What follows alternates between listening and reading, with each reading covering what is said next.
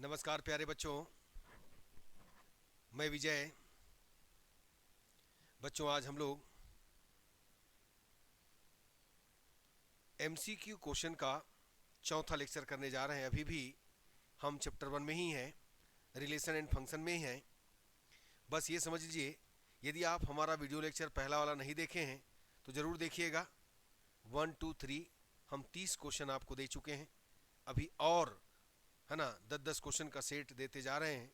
बस आप प्रैक्टिस करते रहें और इस महीने के अंत तक आपका पूरा कोर्स जो टर्म 1 में आना है वो हम कंप्लीट कर देंगे। ठीक है बच्चों, और साथ में एग्ज़ाम के समय में है ना आपको अच्छे अच्छे क्वेश्चन और कराएंगे।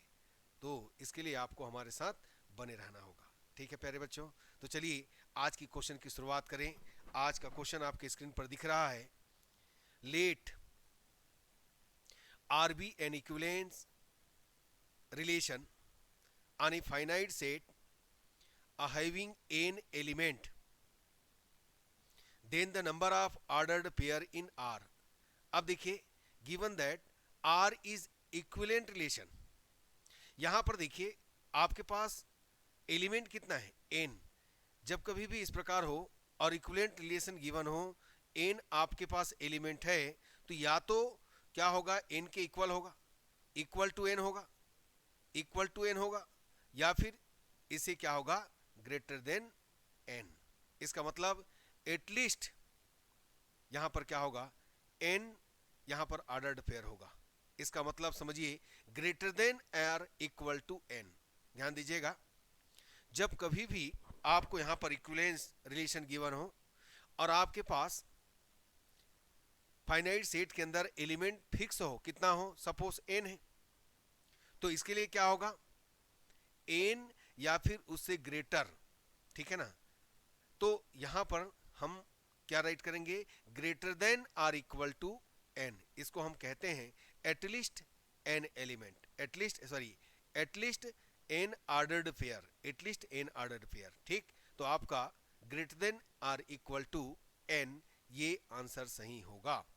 ठीक है बच्चों, नेक्स्ट क्वेश्चन, सेकेंड क्वेश्चन देखिएगा। The relation R is defined on the set of natural number S। क्या गिवन है, n यहां पर क्या है, नेचुरल नंबर, मीन्स 1 2 3 है ना, days days and so on. और यहां पर आपको रिलेशन गिवन है बच्चों, R इज इक्वल, ये गिवन है A B such that A is equal कितना, 2B। तो आपका रिलेशन क्या बनने वाला, देखिए आप यहां पर रखिएगा 1, यहां पर रखेंगे कितना, A के प्लेस पर कितना रखेंगे, है ना, सपोज यहां पर रखते हैं 2 A के प्लेस पर, तो B के प्लेस पर क्या रखना होगा, 1, तभी सेटिस्फाइड होगा। आप रखिए यहां पर कितना, ये देखिएगा, आप रखिए यहां पर 3, यानी सेटिस्फाइड कौन हो रहा है इसको देखना है। आप रखिए B इज इक्वल कितना रखेंगे, 1, B इज इक्वल 2 रखिए तो A इज इक्वल कितना आएगा, यहां पर B रखेंगे, B के प्लेस पर रखेंगे 2 तो A इज इक्वल कितना आएगा, 4। B के प्लेस पर रखिएगा 3 तो A के प्लेस पर आएगा 6 3, माने इस ढंग से आते जाएगा।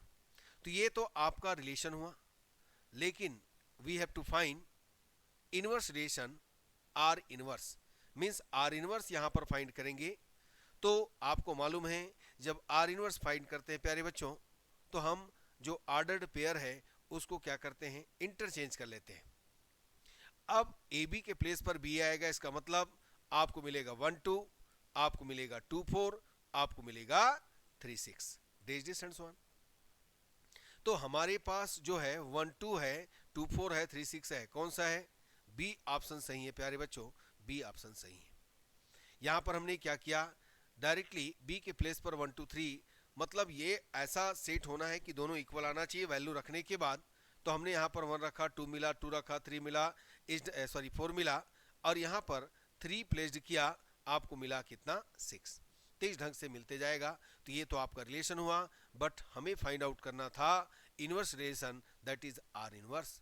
आपको मालूम है आर इनवर्स क्या जानते हो प्यारे बच्चों, हम ऑर्डर्ड जो पेयर है उसको क्या करते हैं, इंटरचेंज करते हैं, ए के प्लेस पर बी और बी के प्लेस पर ए लेकर आते हैं, यही होता है इनवर्स, ये आपको मालूम है। ठीक, तो चलिए नेक्स्ट क्वेश्चन में चलते हैं। नेक्स्ट क्वेश्चन प्यारे बच्चों, if R is a relation from set A to set B, R देखिए R is relation from set A to B, ये देखिए रिलेशन दोनों में. सेकंड देखिए B sorry S is relation from S is relation from B to C. We have to find, ये देखिए इसको हम बोलते हैं ओ को कंपोजिट, है ना, कंपोजिट यहां पर रिलेशन होगा कंपोजिट. ये देखिएगा तो एस ओ आर हमने दोनों को ऐड किया, एस ओ आर तो सबसेट आप दोनों को कंबाइन कीजिएगा तो बी एलिमिनेट होगा और एक राशि. इसका मतलब A to C S O R क्या होगा, S form A to C, यानी आपका आंसर आएगा कितना, बी. याद रखिएगा, बस इसी ढंग से बनाना है.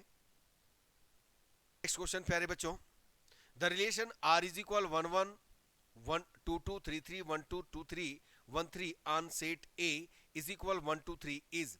अब देखिए यहां पर reflexive but not symmetric, reflexive but not transitive, symmetric and transitive, neither symmetric not transitive. अब देखिए सबसे पहले रिफ्लेक्सिव की बात करेंगे.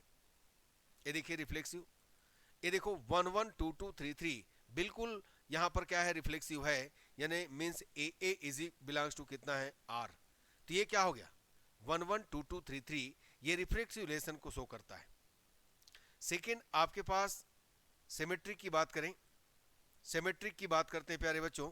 सिमेट्रिक में क्या आता है, देखो 1 2 है तो 2 1 है, क्या 1 2 बिलोंग्स टू आर है, तो क्या आपके पास 2 1 बिलोंग्स टू आर है, बिल्कुल नहीं है. ये देखिए 1 3 है तो 3 1 होना चाहिए, 2 3 है तो 3 2 होना चाहिए, बिल्कुल नहीं है. तो ये नॉट सिमेट्रिक, सिमेट्रिक नहीं है प्यारे बच्चों, है ना, सिमेट्रिक नहीं है, नॉट सिमेट्रिक. ट्रांजिटिव की बात करते हैं. ये देखिए ट्रांजिटिव 1 2 2 3 देन 1 3 बिल्कुल है. ये देखो 1 2 है और 2 3 है, दोनों को एलिमिनेट करेंगे तो अवश्य ही हमको क्या मिलेगा, 1 3. इसका मतलब यहां पर ट्रांजिटिव है, ये ट्रांजिटिव है प्यारे बच्चों. तो देखिए इसमें कौन सा आ रहा है, रिफ्लेक्सिव और ट्रांजिटिव कहीं पर दिख रहा है, देखो रिफ्लेक्सिव और ट्रांजिटिव तो नहीं दिख रहा है, but reflexive but not symmetric और ट्रांजिटिव बट नॉट सिमेट्रिक है क्या, नहीं है. तो इसलिए आपका ऑप्शन क्या रहेगा, ए, रिफ्लेक्सिव बट नॉट सिमेट्रिक. यहां पर ट्रांजिटिव की बात नहीं होगा. ठीक है प्यारे बच्चों, दोनों का है ना नहीं दिया एक साथ, तो इसलिए हम यहां पर लेंगे reflexive but not symmetric. Next question प्यारे बच्चों देखिएगा, क्या गिवन है, P एक्स वाई, कुछ भी क्वेश्चन सीन दिया जा सकता है यहां पर, X square plus Y square is equal 1, X Y belongs to R. ये देखिए अब यहां पर हमको ये बताना है कि P क्या है, रिफ्लेक्सिव है कि सिमेट्रिक है कि ट्रांजिटिव है. अब यहां पर देखिए सबसे पहले हम देखते हैं, ये देखो X square plus Y square, ये रिफ्लेक्सिव तो हो नहीं सकता, X square plus X square ऐसा तो हो नहीं सकता, बट सिमेट्रिक हो सकता है. कैसे, देखो X square plus Y square is equal 1 है, क्या मैं इसको Y square plus X square is equal 1 write कर सकता हूं.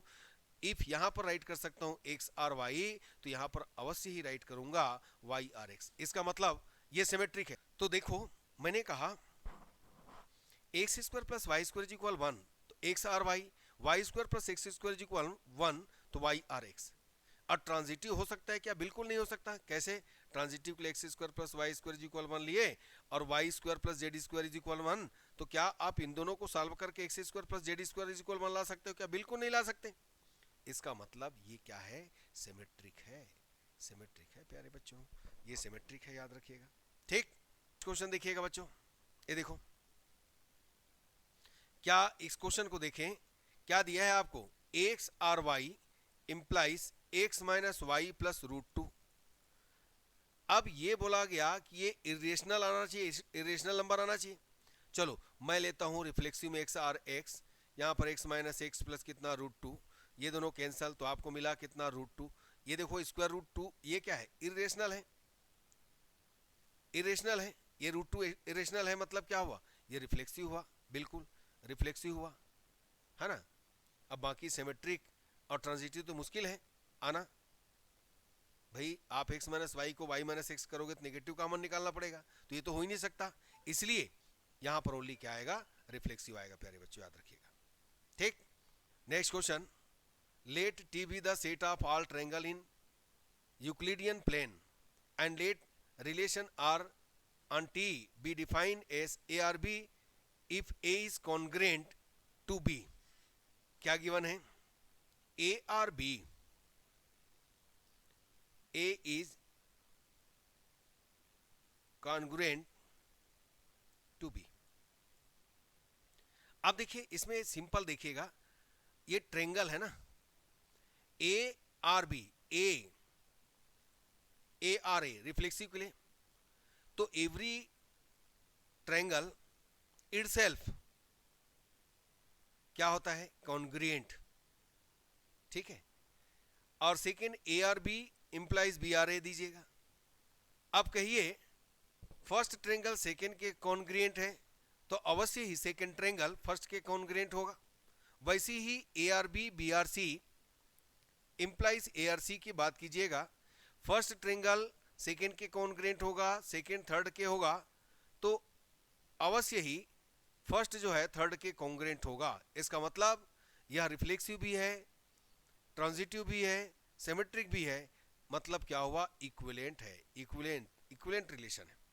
ठीक है बच्चों, next question, consider the non empty set consisting of children in a family and a relation R is defined A or B if A is brother of B। A or B, A is